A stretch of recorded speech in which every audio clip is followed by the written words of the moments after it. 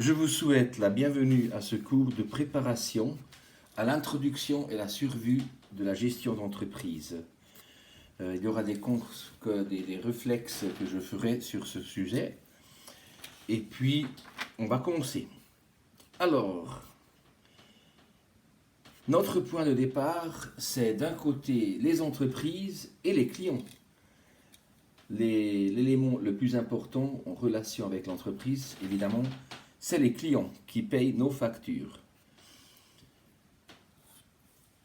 Chaque entreprise produit des produits ou des services qui se reflètent ici dans l'organisation procédurale. On va prendre l'exemple d'un menuisier qui produit une table. Donc, il y a du bois qui est livré, puis le bois doit être traité jusqu'à ce que une table soit prête à être vendue.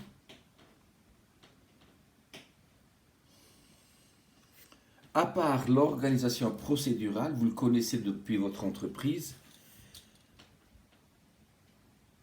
l'organisation procédurale représente les pas qu'il faut entreprendre depuis le bois en matière première jusqu'à la table prête ou finie. Mais il y a dans chaque entreprise également une organisation structurelle. Le chef, secrétariat par exemple, un état-major, puis les différents départements dans l'entreprise. Il est clair que aucune entreprise est en mesure de produire tous les parts, toutes les pièces nécessitées pour produire un produit. Donc, il faut de l'input. L'input, en anglais, pour utiliser un mot français, ça serait les approvisionnements ou les achats. Ça peut être des matières premières, des produits semi-finis, ça peut être des machines, des outils ou bien même des services en plus. Ces approvisionnements déclenchent des dépenses ou bien, pour utiliser un deuxième mot pour faire la bonne distinction dans la comptabilité, des investissements. Les dépenses, c'est pour les achats de produits qui sont utilisés à produire l'article ou le produit fini. Et les investissements, c'est quand on achète des machines ou des outils qui, après, apparaissent dans un bilan ou bien dans un compte de résultat. On rentrera dans les détails plus tard. Et de ce côté-là, on a les fournisseurs. Et si je parle de services, les services, ça contient également la main-d'œuvre ou la force de travail des employés qui sont employés.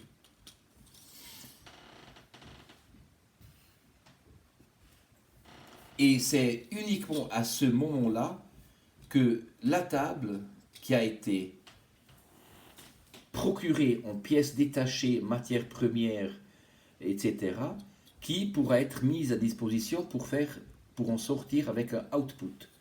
Et le output, c'est rien d'autre que la vente.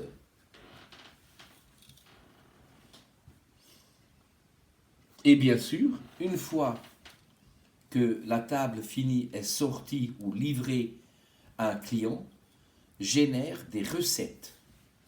Les recettes. Donc vous voyez ici en jaune, ça serait le flux de matériaux réels, et les recettes, c'est le flux de l'argent. Dans la gestion d'entreprise, l'unité la plus importante à laquelle il faut prêter attention, c'est l'argent. Et depuis cette image-là, on en conclut une règle d'or dans la gestion d'entreprise, c'est que le input doit être plus petit que le output. Autrement dit, les dépenses doivent être plus petites que le recette. Sinon, par conséquence, vous aurez une perte. Et dans une activité commerciale industrielle, si les dépenses sont plus grandes que les recettes au cours d'une plus longue durée, vaut mieux rester au lit et ne pas se casser la tête avec les clients, les fournisseurs, etc. Donc ceci, c'est une image qui, de manière en survue, en point de vue d'oiseau, vous démontre un petit peu l'entièreté de la gestion d'entreprise. Bien sûr, ceci est un modèle très simplifié et on va se plonger au cours de notre cours de préparation à ce certificat supérieur en détail. Chaque élément représente des grands aperçus dans la gestion d'entreprise. Jusqu'à présent, on a regardé juste ce qui se passe dans l'entreprise, ou bien dans la proximité de l'entreprise, les clients à la fin de ce processus, ou bien à la source, l'approvisionnement. Et tout ça, tout ce qui rentre dans l'entreprise, qui est transformé dans l'entreprise et puis qui sort comme produit fini, on appelle ça la chaîne à valeur ajoutée.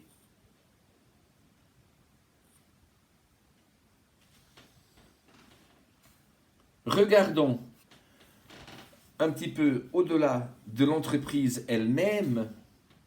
On a l'entreprise et l'environnement qui est en proximité de l'économie, comme je viens de dire, tout aspect économique a à faire avec l'argent.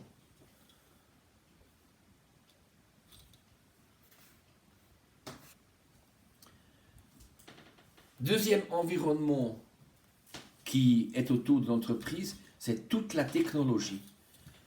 La technologie, vous vous en rendez compte, vous le savez, surtout c'est la digitalisation de nos jours qui représente un critère clé. Aucune entreprise aujourd'hui, qu'elle soit petite comme 2 employés ou bien une grande entreprise avec 2000 employés, sans la technologie, ça ne va plus marcher aujourd'hui. Ordinateur, programme, logiciel, etc.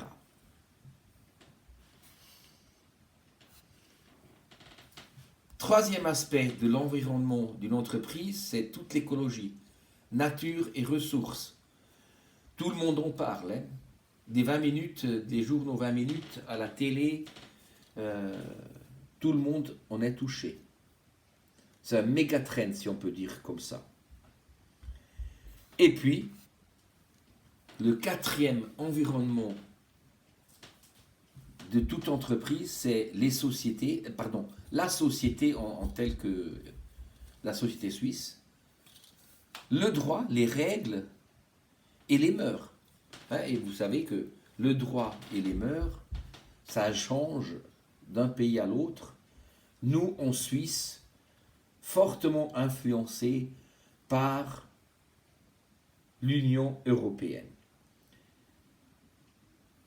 Il me semble important d'attirer votre attention au fait que cet environnement, c'est pas des éléments fixes et stables, mais ça change pas d'un jour à l'autre, mais d'une année à l'autre, par exemple.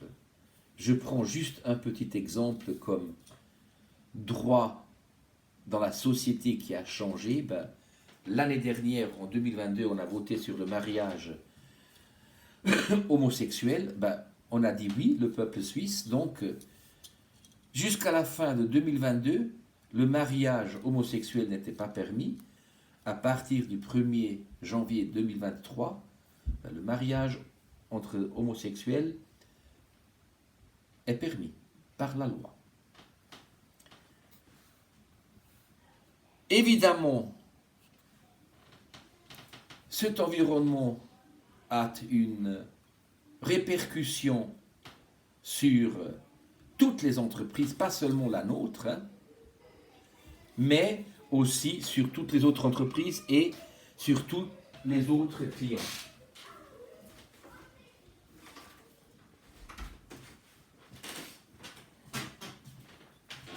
Et le terme correct pour ces environnements, c'est les sphères environnementales ou bien le macro-environnement.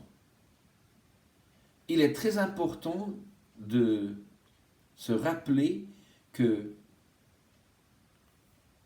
les sphères environnementales ont influence sur l'entreprise, mais de l'autre côté, l'entreprise ou bien les individus ont très peu d'influence dans l'autre sens sur l'économie, sur la technologie, sur l'écologie et sur la société.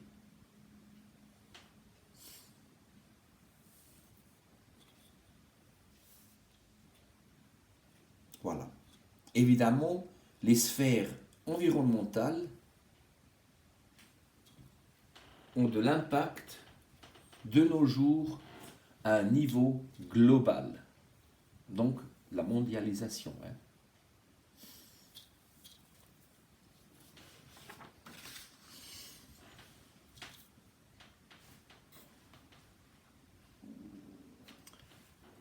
L'impact sur les entreprises.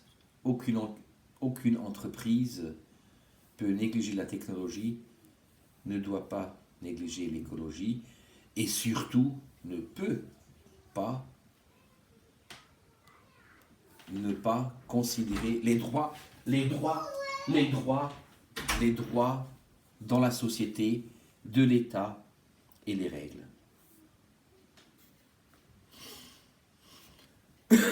Alors, de ce point de vue un peu survu, vue d'oiseau, on retourne un petit peu plus près de l'entreprise et là, on va regarder un petit peu les acteurs avec lesquels l'entreprise est en échange presque régulièrement, journalier.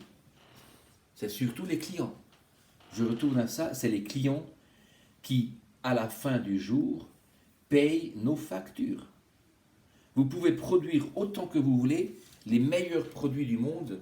Sans les clients, vous allez faire faillite. Les produits et les services, il faut les vendre. Et surtout, il faut après encaisser l'argent pour ces produits. La concurrence, des fois, elle est loin, mais elle peut être quand même proche.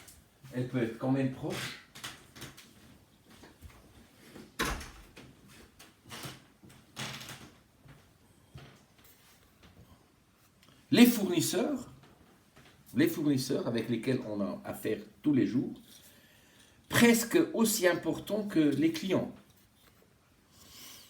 Les employés, vous avez certainement entendu la phrase « le capital le plus important d'une entreprise, c'est nos employés ».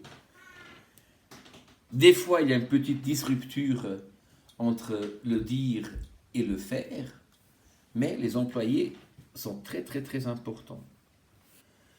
Dans les entreprises un peu plus grandes qui sont syndicalisées, les syndicats jouent un rôle important également. Après l'État, en Suisse, l'État suisse, le canton, la commune, etc.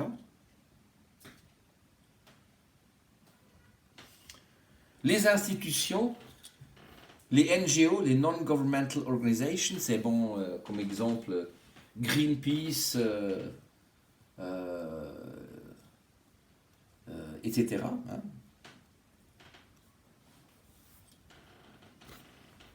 Et vu qu'on est en économie, les investisseurs qui mettent à disposition le capital. Et dans la gestion d'entreprise, on distingue deux sortes d'investisseurs. Les propriétaires qui mettent à disposition le capital propre, ou bien les banques ou autres qui donnent des prêts, donc qui mettent à disposition le capital étranger. Dans ce contexte, tous ces groupes qui ont affaire de manière étroite avec l'entreprise, on les appelle groupes d'intérêt. Vous savez qu'en économie, on utilise beaucoup de noms, de termes anglais. Donc, les groupes d'intérêt, en anglais, on appelle ça les stakeholders. Et tout ça, c'est en relation directe, en échange avec l'entreprise. Ce n'est pas une voie à sens unique, mais c'est réciproque. Les sphères environnementales, c'est plutôt un chemin, une voie à sens unique, parce que c'est les sphères environnementales ou la macroéconomie qui a une influence sur l'entreprise.